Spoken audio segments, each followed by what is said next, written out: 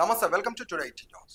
కరీంనగర్లో కేరళ రాష్ట్రం వయనాడ్లో సోమవారం అర్ధరాత్రి వర్షం కురిసిన ప్రయాణనాదానికి ఊర్లు శ్మశానాలు అయ్యాయని, కొండలు అమాంతం వచ్చి ఇళ్లను కబలించాయని, వందలాది మంది చనిపోయారని, ఈ విపత్తు నుండి క్షతగాత్రులను ప్రజలను కాపాడాలని, బాధితులు అన్ని విధాలుగా ఆదుకోవాలని సిపిఎం జిల్లా కార్యదర్శి మిల్కూరి వాసుదేవరెడ్డి పిలుపునిచ్చారు. సోమవారం రోజున కేరళ వరద బాధితులను సహాయార్థకంగా కరీంనగర్ కలెక్టర్లో విరాళాలు సేకరించారు. కేరళ రాష్ట్రం వయనాడ్ జిల్లాలో గత సోమవారం అర్ధరాత్రి కురిసినటువంటి వరదలతో పాటు కొండచార్యలు విరిగిపడి అనేక గ్రామాలు నేలమట్టమయ్యాయి.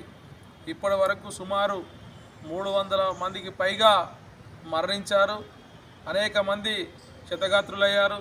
ఇంకా ఆచూకీ తెలియని వారు వందల మంది ఉన్నారు. అక్కడ గాలింపు చర్యలు ముమ్మరం చేశారు. 10 పునరావాస కేంద్రాల్లో సుమారు 10,000 మందిని అక్కడ ఉన్నటువంటి ప్రభుత్వం కాపలా కాస్తుంది. అంతేకాదు వారికి సహాయ సహకారాలు అందజేస్తూ ఉంది. మొత్తం దేశంలో ఉన్నటువంటి ఉదయం మొత్తం ద్రవించే విధంగా ఈ సంఘటన జరగడం, యావత్ దేశమే స్పందించాల్సినటువంటి పరిస్థితి రావడం, ఇలాంటి విషాదకరమైన పరిస్థితి ఎప్పుడూ లేని విధంగా కేరళలో సంభవించింది. నిద్రలోనే అనేక మంది సమాధి అయిపోయినటువంటి పరిస్థితి ఉంది. ఎప్పుడూ లేనంతగా 48 గంటల్లో సుమారు 600 మిల్లీమీటర్ల వర్షం పడడం, ఆ వర్షంతో కొండచార్యలు మొత్తం కూడా విరిగిపడి గ్రామాలపైకి కప్పేసినటువంటి పరిస్థితి అక్కడ ఉండడం, ఇది చాలా విషాదం, పెను విషాదం. ఈ విషాదం నుండి, ఇంత పెద్ద సంఘటన నుండి కోలుకోవాలంటే ఉదయం ఉన్న ప్రతి ఒక్కరు కూడా స్పందించి అక్కడటువంటి వయనాడు ప్రజలను ఆదుకోవాల్సినటువంటి అవసరం ఎంతైనా ఉంది.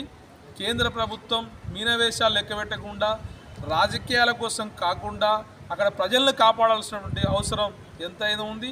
వెంటనే జాతీయ విపత్తుగా ప్రకటించి ఉదారంగా ఆ ప్రజానీకానికి, ఆ ప్రాంతానికి సహాయ సహకారాలు అందించాలని చెప్పేసి సిపిఎం కరీంనగర్ జిల్లా కమిటీ పక్షాన కోరుతా ఉన్నాం.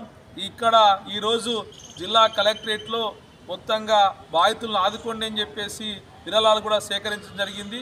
వారందరి ఉదారంగా స్పందించినటువంటి ప్రతి ఒక్కరికి హృదయపూర్వక ధన్యవాదాలు తెలియజేస్తా ఉన్నాం.